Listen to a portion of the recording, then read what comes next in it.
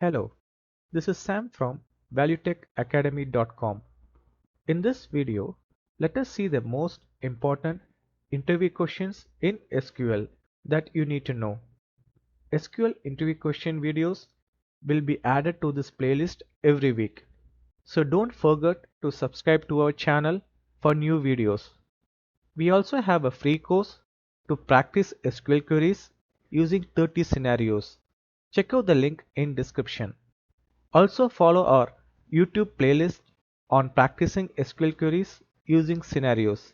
Link to the playlist provided in description. This is one of the most important interview question in SQL. What is the difference between delete and a truncate statement? Let us see the difference between delete and truncate statement. The first difference between a delete and truncate is a truncate removes all the records from a table, and delete statement can be used to remove all records or to remove specific records. If you want to remove specific records, you will be using a where condition with a delete. So this is the first difference between delete and truncate. The second difference is truncate being a DDL command, it is faster compared to a delete statement, which is a DML command, because it makes less use of the transaction log. So that's why a truncate statement is faster compared to a delete one. So the real reason behind this is when you make a delete in a table, the records one by one gets deleted, and it will be making an entry for each deleted record in the transaction log. But in a truncate, what happens is it just deallocates the pages and it makes an entry for the deallocation of pages in the transaction log. So for this reason, a truncate will be faster compared to a delete. But these are the two common differences, like you will be seeing most of the places. But there are two more important differences which you need to be knowing, and let us see these differences now. The third difference between delete and truncate is truncate statement is not possible when a table is referenced by a foreign key. What this means is you have like two tables, a parent table and a child table. So if you try to delete records from a parent table using a truncate statement, it will not work. It will throw an error. So let us see this scenario in a while. And the fourth difference between delete and truncate is a truncate statement reseeds the identity values, but a delete does not reseed the identity values. So let us see this particular difference also with an example now. So if you see here, the point 1 and point 2 are the two differences between delete and truncate that most of the YouTube videos will talk about while discussing the SQL interview questions. If you are someone who is following our SQL courses or watching our playlist on practicing SQL queries using scenarios, you will very well know that we want you to learn SQL only using real world scenarios. So let us discuss about the two real-time scenarios where you will be put in a situation to decide whether to decide delete command or the truncate command. Answering this third and fourth points in your SQL interview will definitely give an impression that you have good experience with SQL. So let us see the third and fourth point with the help of a scenario now. Let us create the database value tech. Okay, it got created. So let us use this database. And now let us create two tables, countries and state provinces. So this countries table will hold information about country names, and the state provinces will hold information about all states, the name of all the states in a country. And these two tables, like countries and state provinces, are like connected using this foreign key. So if you see here, using a foreign key, we are like having this parent table and child table relationship is like being formed. So you can see we are using the country ID from countries table to establish this parent child relationship between countries and state. So let us create these two tables for now.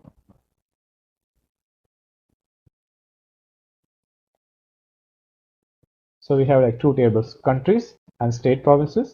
This is the parent table and this is the child table. Okay.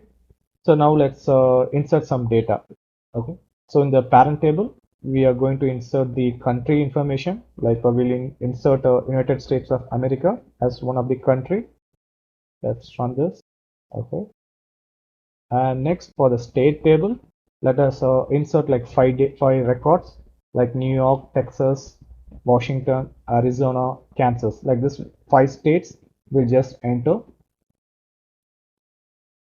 Okay. Now let us verify the records whether it got entered. So you can see in countries table, like you have this United States of America. And next, like if you go to the states table, you can see the 5 states. All the 5 states got inserted. Okay.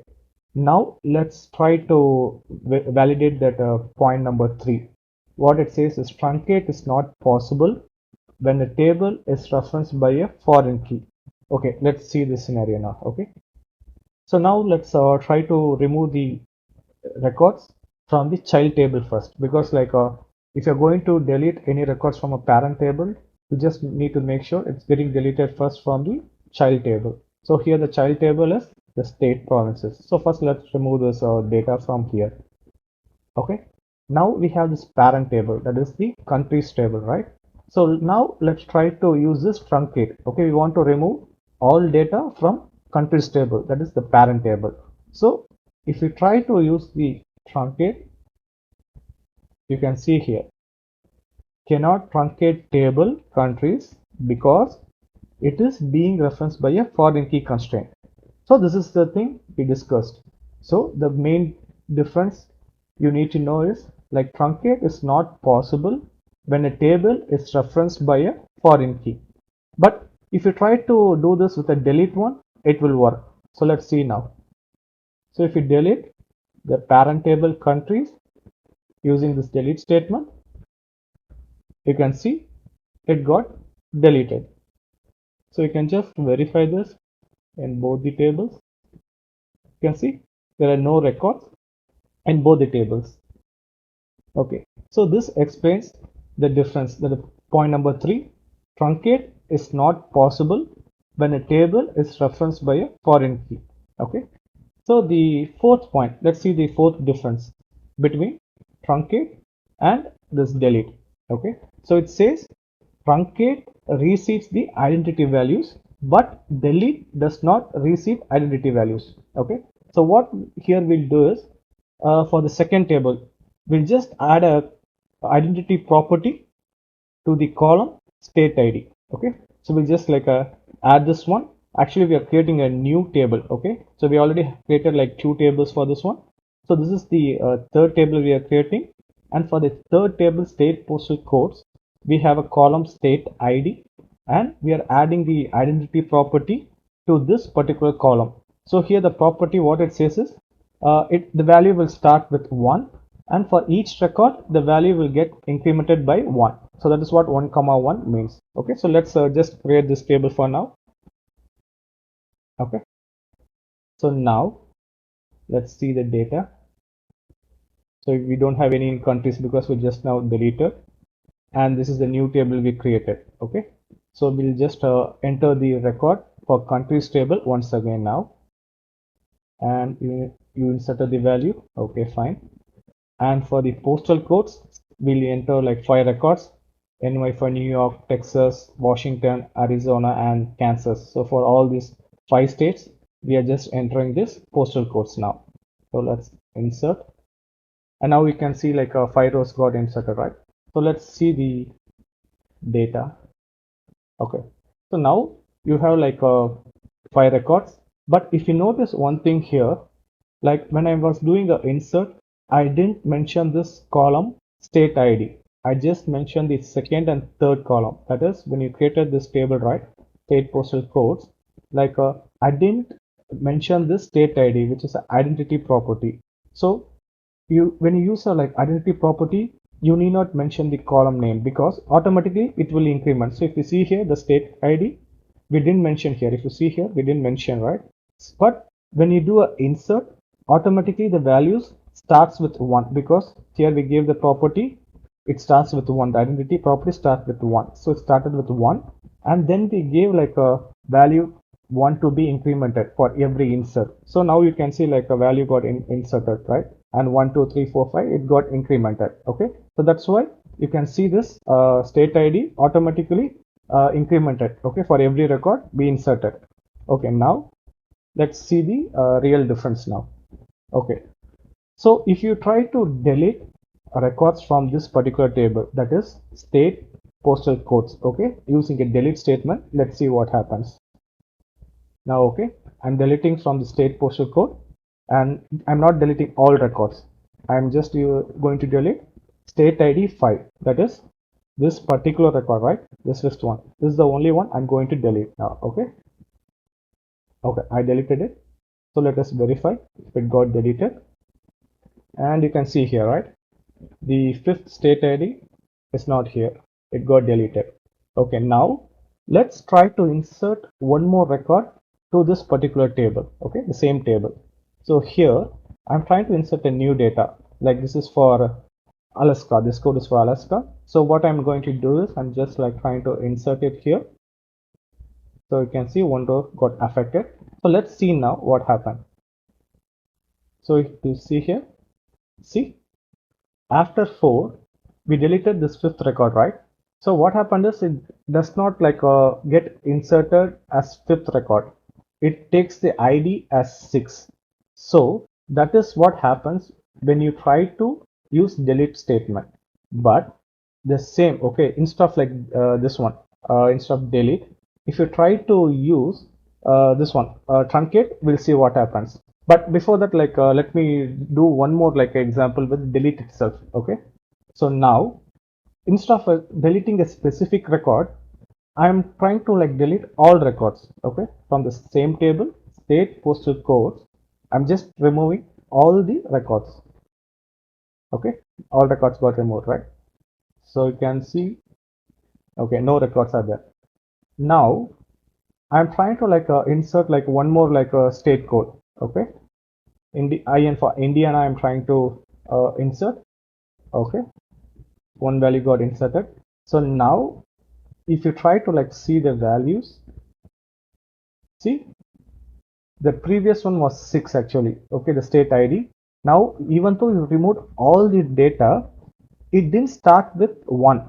Okay, it started from the next identity value. This is what happens when you use delete. But let's see now with truncate. Okay, we are going to use truncate, and let's see what happens. Okay, now you can see like state ID is 7, right? This is the identity. This column has the identity property. So let me just use the truncate. Okay, so everything got deleted. So let's see, no data, fine. Okay, let's insert another new record for New Jersey, NJ as the postal code. Okay, one got affected. So now when you try to see this table, see what happened. This identity value got resetted. So when you use a truncate, it automatically resets the identity value. So this is a major difference which you need to know between truncate and delete statement. So truncate resets the identity value. So you saw, right? When you deleted all the records, it resets the identity value, and when you do a new insert, it started with 1. But delete does not reset the identity value. So that's why when you deleted, the next insert started with the next number for the state ID. So this is the major difference you should know. Point number 3 and 4 for the differences between delete and truncate statement for your interview question. The next important interview question in SQL: what is the difference between inner join, left join, right join and full join. In this diagram, you can see two circles, the one on the left side and the other circle on the right side. So let's consider the circle on the left side as left table or table 1, and the circle on the right side, let's consider this as right table or table 2. So if you come to these joins, let's see this inner join. It returns records that have matching values in both tables, that is table 1 and table 2. And when you come to this left join, it returns all records from the left table and the matched records from the right table. That is, it will return all records from the table 1 and the matched records from the table 2. And the third one, the right join, it returns all records from the right table and the matching records from the left table. That is, it will return all records from the table 2 and the matched records from the table 1. And the last join, it's the full join. If you see this one, it returns all records when there is a match in either left or right table. That is, it returns all records when there is a match in either table 1 or table 2.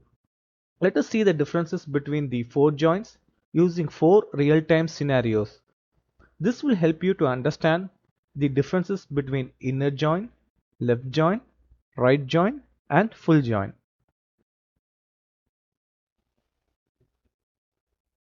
Go to the sample database, new query,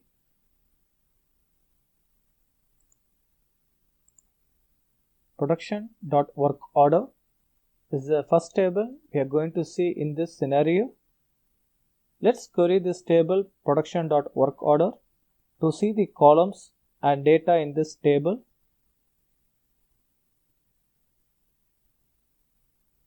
Hit run. Work order ID, product ID are the two columns we are interested in this table. So let's rewrite this query to include only the two columns, work order ID and product ID.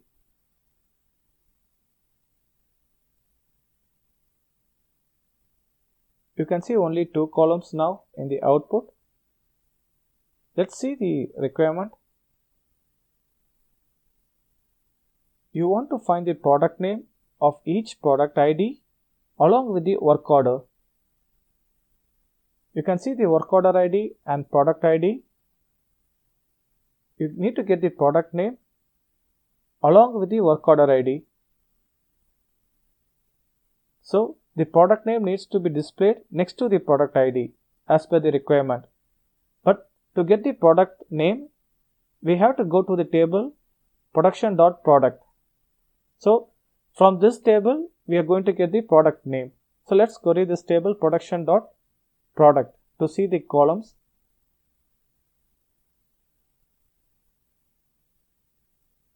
Product ID and name are the two columns we are interested. So there are many other columns, but we need only these two columns, product ID and name.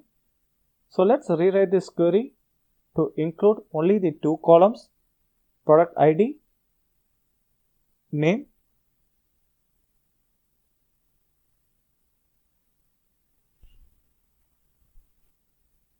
So you can see only the two columns in the output.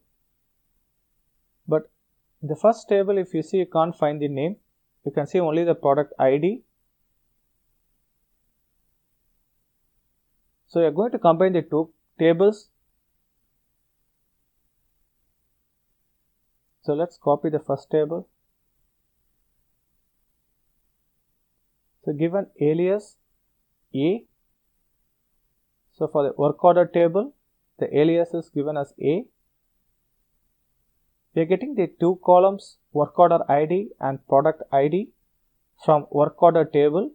So we are giving the prefix A to the column names.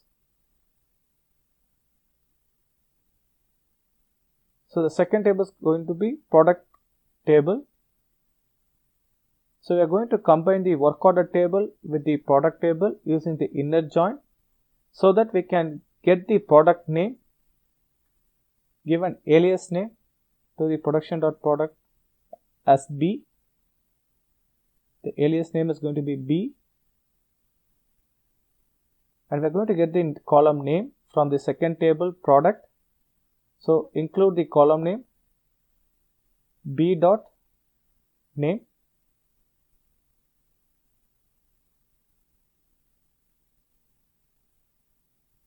and if you see the two tables, you have the common column product ID. So we are going to combine these two tables, work order and product, based on the column product ID which is common to both of them. So A refers to the first table work order and B refers to the second table product, and product ID, this one is from the first table and the second is from the second table product. Hit run and you can see work order ID, product ID and name, and you can see the product names displayed next to the work order ID and product ID. So we have combined two tables using the inner join based on the common column product ID. Go to the sample database, new query, go to tables, scroll down, and you can see the table production.product, and this is the table we are going to use in this scenario as the first table. So let's query this table production.product and see the columns and data within this table. Hit run. Product ID and name are the two columns we are interested for this scenario.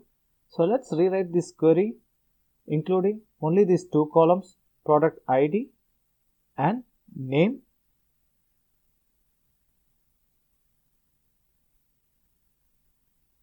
You can see only the two columns in the output. Let's go to the requirement.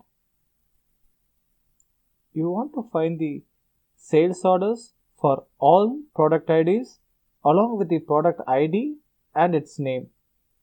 So you need to get the sales orders for all the product IDs in this table production.product. So the product ID, name column are there. You need to display the sales order next to it. So to get the sales order details, you need to go to a second table. Just scroll down. So the second table is going to be the sales order detail, from which you can get the sales order details. Let's query this table and see the columns and data within this table. Sales order detail.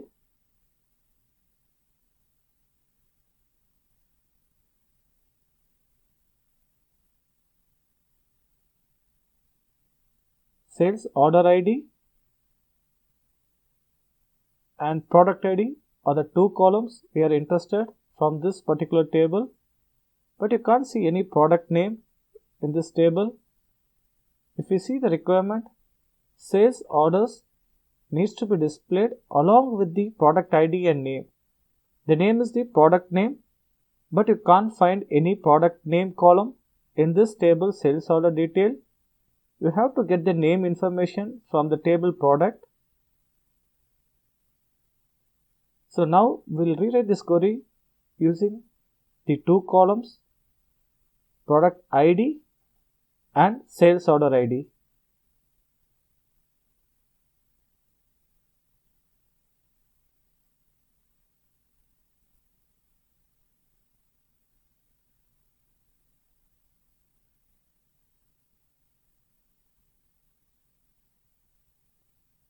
So product ID and sales order ID, we got it in the second query, and in the output you can see only the two columns. The first one you can see two columns, and here also you can see the two columns. But in the first query, along with the product ID and name column, we need to display the sales order ID. So we'll copy this one, the first table,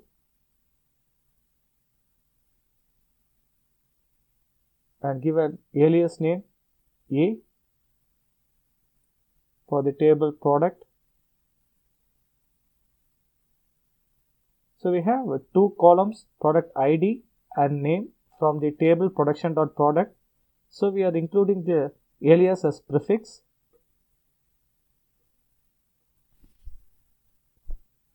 Sorry, it's a.name.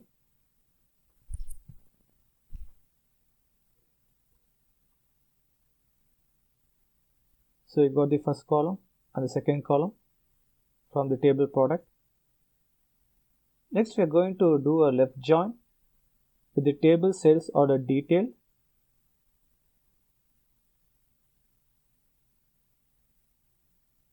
Give an alias B for the sales order detail.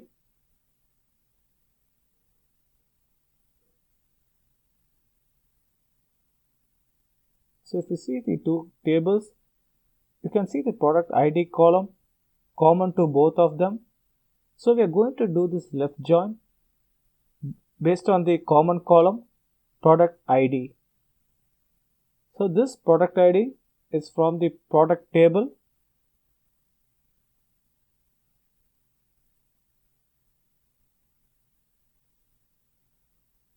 And this product ID is from the second table, sales order detail.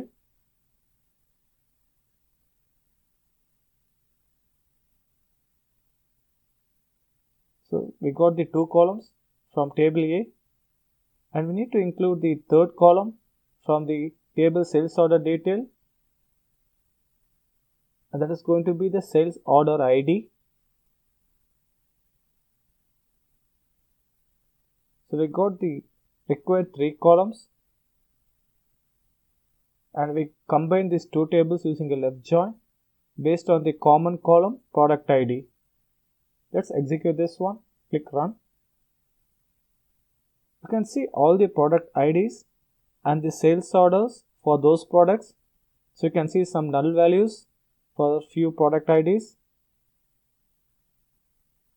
But if you scroll down, you can see the product IDs and the sales orders associated with them, and you can see the product ID name along with the sales order IDs. Go to the sample database, new query, go to tables. We are going to see two tables in this scenario. Production.product is the first table. Let's query this table and see the columns and data.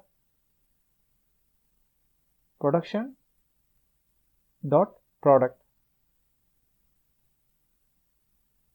Hit run. We're going to see only the two columns, product ID and name. So let's rewrite this query with the two columns, product ID and name. Select this one, hit run. You can see two columns in the output. The second table we are going to see is product review. Let's see the columns and data in this table, product review.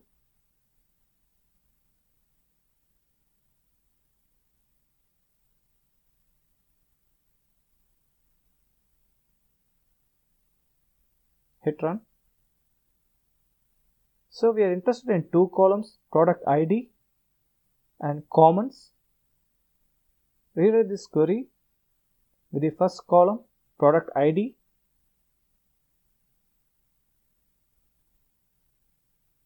the second column is going to be commons.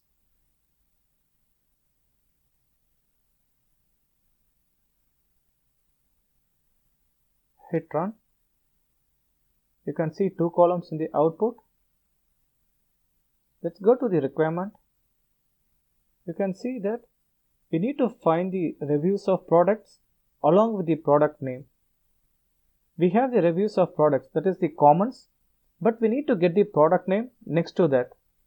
So we have the commons column. So next to the commons column, we need to have the product name. So we can do that by combining product table with product review using a right join. Let's take this first table. Let me give an alias for this table as A. And we need only this column name. So I am removing this product ID. And it is from table product. So I am giving the alias name A. Next I am going to combine with the second table using the right join. So the second table is going to be production.product review. I am going to give an alias for the second table as B. And in the second table, the product ID and commons we need. So we are going to add the column names in this query. So the alias B, which refers to the product review table, and we are getting the product ID from the table. And next we are going to get the commons from the product review using the alias B dot commons.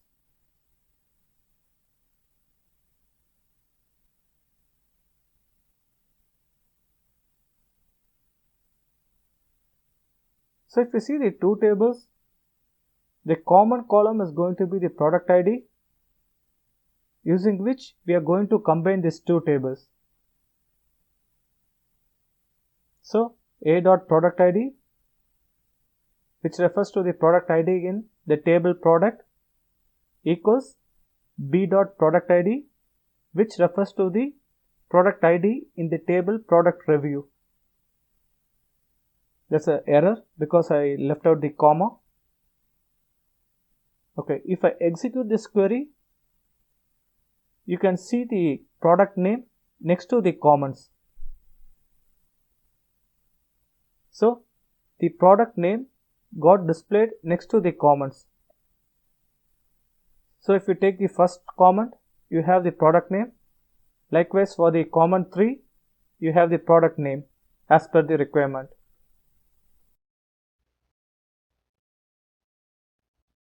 Go to the sample database, new query, go to tables, and production.product is the table we are going to see in this scenario. Let's query this table production.product and see the columns and data within this table.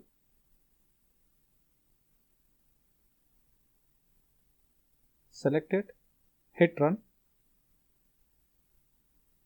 and you can see many columns, but the product ID, name, and one more column, the product subcategory ID. These are the three columns we are interested for this scenario. So let's rewrite this query with the first column, product ID, the second column, name,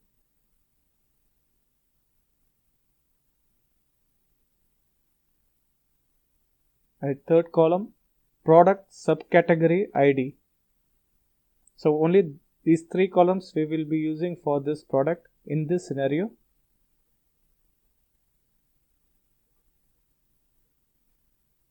You can see the three columns, product ID, name, product subcategory ID. So some of the columns are null, but if you scroll down, you can see some values. Let's go to the requirement now. So you want to find the subcategory name to which each product belongs. This is the first condition. And also we need to find if any subcategory name is not assigned to a product name. So we have to find two things. So the first is we need to find the subcategory name for each product. And the second is to see if there are any subcategory name without a product name assigned to it. So there are two conditions. So to do this, we will be using a full join in this scenario. First, to find the subcategory name, we have to go to a second table. Just scroll down.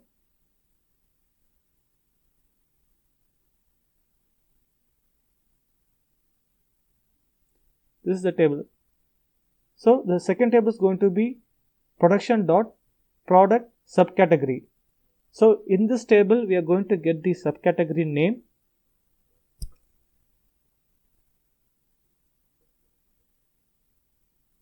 So let's query this table, product subcategory, select it, hit run, and you can see the product subcategory ID, name and many columns. The product subcategory ID, you can see it in the first table also, the product subcategory ID. This is common to both tables, and this is the column name we are interested in, the subcategory name. So let's rewrite this query with these two columns. The first column, the common column to both tables, product subcategory ID.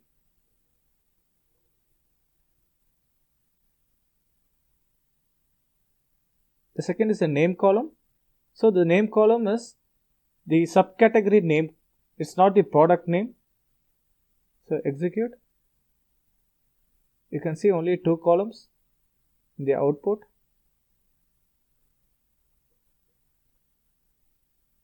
So if we see the first table, you can see product ID, name, product subcategory ID, and in the second table, you can see the product subcategory ID and name. So the name column, if you see, it looks like common to both tables, but there is a difference to that.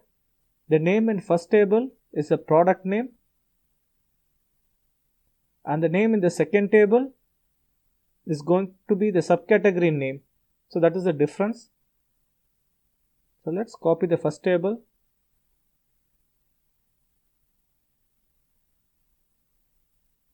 And we'll join this now, and before that we'll give an alias A for this table. Since we are getting these three columns, product ID, name, product subcategory ID from the table production.product, we are going to use the alias A in all the column names as a prefix. Next we are going to do a full join with the second table, production.product category, and give an alias as B.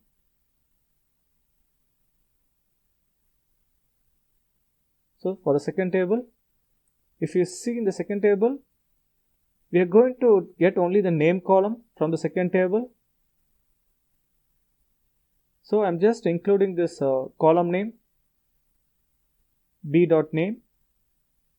So the B alias refers to the second table, product subcategory, and production.product and production subcategory are the two tables which has a common ID, that is a subcategory ID.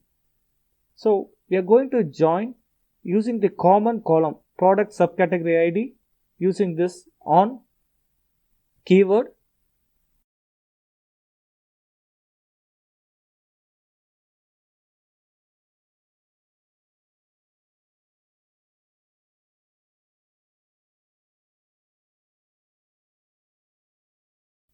And now you can see all the columns along with the subcategory name. If we scroll down, you can see the product ID 680. It has a name, and we also can see the subcategory name for the product. Likewise, you can see the subcategory names for all products. So that is the first condition we need to find. We need to find the subcategory name to which each product belongs. So we found the subcategory name for each product. So there are some products without any subcategory name. And the second requirement is also we need to find if there is any subcategory name without a product name assigned to it. So the name column, the product name column should be null for any subcategory name. So if we go through the subcategory name column, you can't find any product names as null. So it means every product name got assigned to a subcategory name. So you can't find any null values. So for the second requirement, so all product names got assigned to a subcategory name. So that's why you're not able to find any null values in the product name column. So we did the full join for the two tables using the common ID, subcategory ID.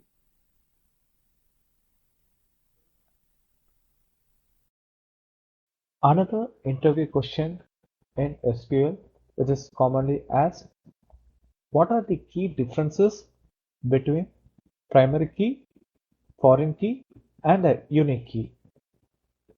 In this video, let us see the key differences between primary key, foreign key, and a unique key. So let's start with the primary key. Primary key, if you see, no value within the column can be null. Okay, so if you declare a column as primary key, you cannot insert null values for that particular column. So that is the first point you need to be knowing about primary key. And the second point is, a table can have only one primary key. You cannot create like more than one primary key on a table. So this is about primary key. And if you come to unique keys, unique key in a table can be null. So you can insert one null value into a table column. And if you see, table can have more than one unique key. So this is the major differences you can see between primary key and unique key. And when it comes to the foreign key, foreign keys can contain null values. And the second point is, unlike primary keys, foreign keys can contain duplicate values. So if you see a primary key column, you cannot insert any duplicate values in that particular column. But if you have a column that is defined by foreign key, you can still have duplicate values. Okay, so these are the two things you need to know about foreign key. So let us see this differences, okay, for primary key, unique key, and a foreign key with the help of scenarios now. Okay, we'll see one by one. So let's use the ValueTech database which we created earlier. Okay, now let us create a table named city. Okay, so for the city table, if you see, I'm having a table column called city ID. So here I'm declaring primary key. Okay, and I will not be able to like create another primary key in the same table. So if I try to like create another primary key, it will throw an error because it will not allow. Okay, so that is the first point. Okay, a table can have only one primary key. Okay, so I am creating this one. So the city table got created now. So let us try to validate the second point.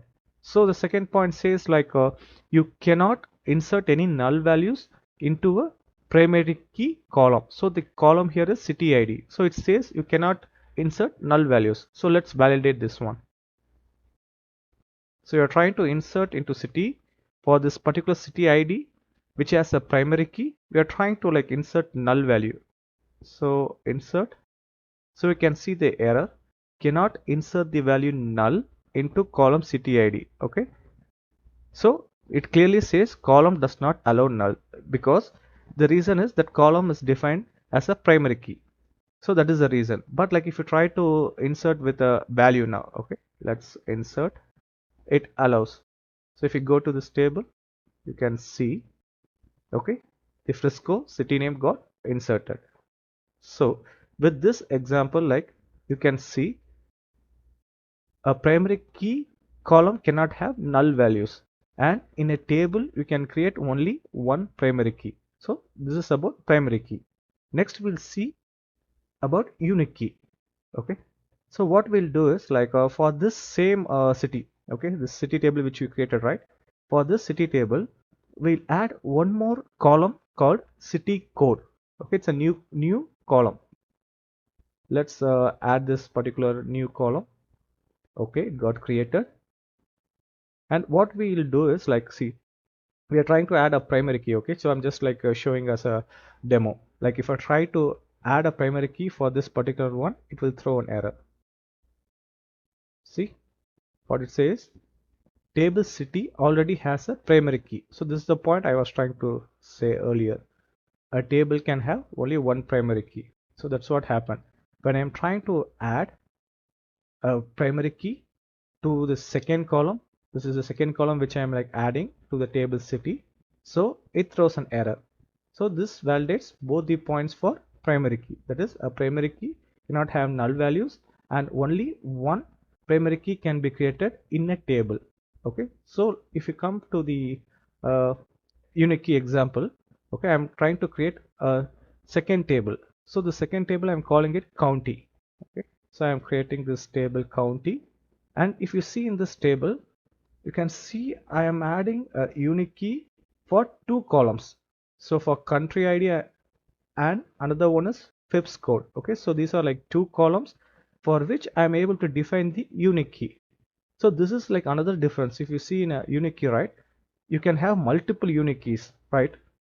For a primary key, you cannot like have more than one primary key. But in a table like county, you can see I'm having like two columns, country ID and FIPS code, two columns as a unique key. So that is one of the major difference between primary key and unique key. Okay, and in this newly created table county, what I'm doing is I'm having a column called city ID that is going to be a foreign key, and it references the table city and column city ID. Okay, so let me create this particular table. Okay, it got created. So let me just try to validate the difference for unique key. So if you come to unique key, you saw like the table can have multiple unique keys. Yes, now when we created this table, we were able to add two columns to the unique key. So that condition is validated. Okay, now let's see, unique key in a table can be null. Okay, let's see this if it is possible, right? Okay, now we already created this county table, right? We created now. So now let us try to insert null values. So if you see, right, county ID and FIPS code, okay, both are the columns. Both columns we made it as a unique key. So to both the columns, what we are doing is we are adding null values. So let me just insert. Okay, you can see, right, it got inserted. See, it's able to accept null value. Okay, this is the major difference.